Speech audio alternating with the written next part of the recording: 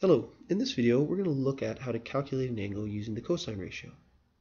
Now, I've said this in a couple of my videos, but one thing I really want you to understand is that even though there's a video that looks at how to use the sine ratio, how to use the cosine ratio, how to use the tangent ratio, the principle is the same regardless of the ratio you use. All the questions we've been doing in the set of videos that I'm talking about tell you what ratio to use. If they don't, you just have to decide which one based on the information given to you. So a question like this typically would be calculate angle t. It wouldn't tell you to use the cosine ratio. You would have to figure that out. So let's dive in.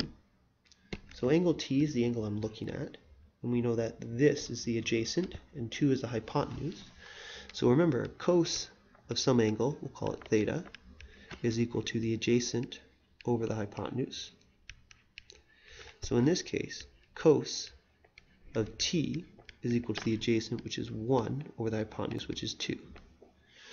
Now, again, a good math student or a good mathematician is constantly doing little checks of their work. And one of the checks here is that since I know the hypotenuse always has to be the longest side of a triangle, of a right triangle, that means that the denominator is always going to be greater than the numerator. So if I ever get something other than that, I know I've made a mistake. So a nice little check you can do here is make sure you have a proper fraction. A proper fraction being a fraction where the numerator is less than the denominator. So we need to get t by itself. So again, to find t, what we do is we apply the inverse cos to both sides. So the step we don't typically write, but it's nice to write so we understand it, is we take the cos inverse of both sides. So what that's done now is if I take cos inverse cos of t, those are going to undo each other. They're going to have a canceling effect. So let's come over here to my calculator. And so if I take inverse cos, and my calculator says a cos of say 45 degrees. Since inverse cos and cos are inverse operations, if I hit equals, I'm left with 45 degrees. So typically what people write here is they simply jump right to t is equal to cos inverse of 1/2. So t, we can type this in our calculator in one go, cos inverse of 1 divided by 2, and I get is 60 degrees. And in this case, it's not approximately 60 degrees, it's exactly 60 degrees. And for those of you that have talked about them, this is actually a special triangle case. If you don't know what special triangles are, they're a great thing to look up, and they're very useful.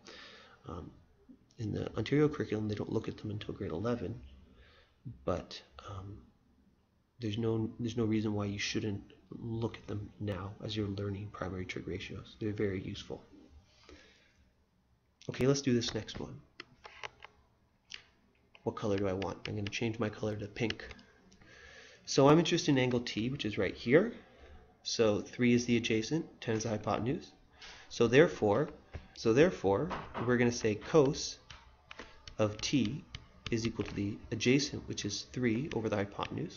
I do my little mental check here, and since I have a proper fraction, I feel good about this. So t is equal to cos inverse 3 over 10. So t is approximately equal to, and I come over here,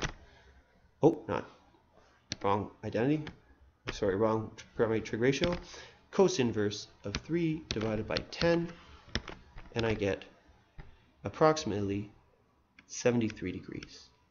Don't forget that degree symbol. If you leave it off, you're working in a unit called radians, which is not what we're interested in this case. I hope this video helped.